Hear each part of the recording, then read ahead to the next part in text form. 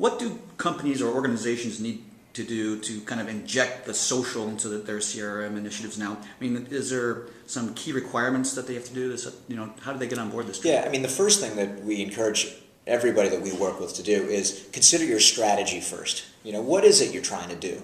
Are you trying to drive greater engagement in sales and marketing through this customer network? Or are you trying to really just drive new innovations with new products, etc., with this customer network? Are you trying to really enhance your customer support and satisfaction levels, etc.? Because you're going to do certain things slightly differently. And it's always important to have your business goals in mind. What are the metrics that you're trying to move? Am I trying to move a revenue number? Am I trying to move an NPS figure, etc.? Set your strategy. Then, from an application standpoint, we think about social CRM as having 5 key components. And this has been vetted with lots and lots of companies. The largest brands in the world really have had input to shaping this, which is why we're so excited about the announcement. Those 5 things are, first, a full suite of customer community applications. So again, fundamentally, a set of applications that allows you to engage your customers, and importantly for your customers to talk to each other. And you've got to have different modes of that conversation, because not everybody wants to interact in the same way.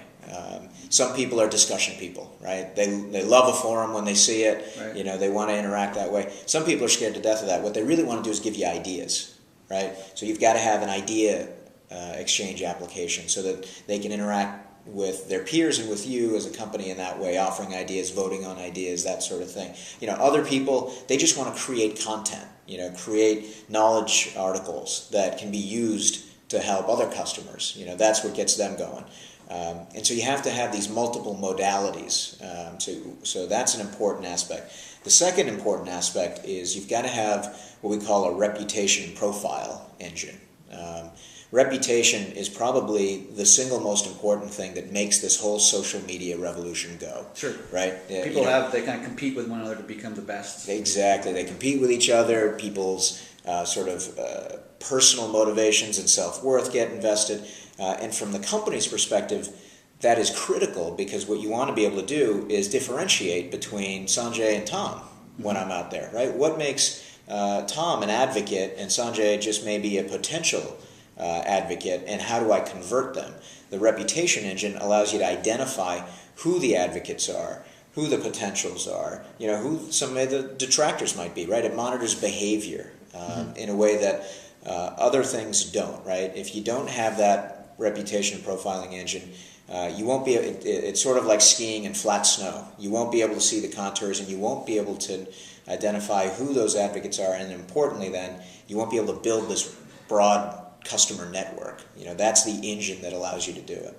The third thing is integration, workflow-based integration with your traditional CRM systems. We don't want to replace those systems. Those have incredible value as they are. But you want to be able to bring in the power of these social discussions, either from the community or the broader social web, into your traditional workflow. So that example I gave you earlier about somebody asking the question, hey, is so-and-so worth the money? Right? Not only does that drop into my network of advocates, but that drops into my CRM system so that my sales rep is alerted. Right? So the sales rep can follow up. They're aware of the conversation that's happening. They can see not just name, rank, and serial number now of a potential prospect, but they can see literally behavior. What are they saying? How many times are they saying it? What are they reading? What sorts of blogs are they participating in? Those sorts of things, which give us insight and then the ability to act, more importantly. Or if I'm a product manager, I get to see who's saying what about my products, identify issues. We had one example where a manufacturer had a pre-release of their product with their, call them their valued distributors. And they started having a discussion about a potential issue and defect with the product. That immediately surfaced.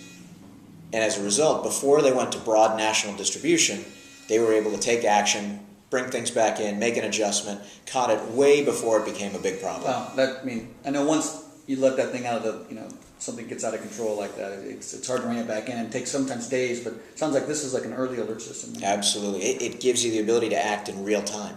The fourth key aspect to this solution that's important is workflow-based integration with the social web. And so if the traditional CRM allowed you to bring things into the business, now how do you take things out? So within your customer network and customer communities, you have great content. How do you allow them to promote on your behalf out across the broader social web? Empowering them to do what they want to do. Empowering them to carry the flag, right? And to bring more people back in to the conversation. We have one customer example, where they are probably one of the largest book retailers in the U.S. Allowing people to take their discussions about books that they really enjoy out to the broader social web helps to amplify sales, not just online, right, mind you, offline in the stores, but it also helps bring more people back into those discussions, which brings those people back into their brand, as opposed to one of the many other places you can buy books.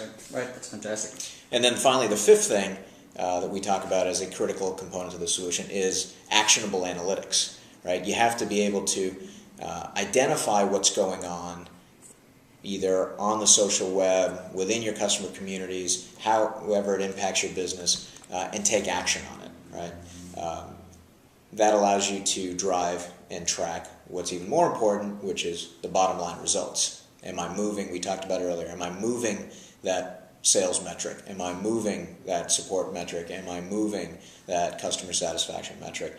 All of those things have to be visible to you. You have to be able to take action on them, and you have to be able to do it proactively. Right? You don't want rear view mirror metrics, which is what most folks have today. Reactive mode. Reactive mode. Right? The metrics I get to see are about what happened.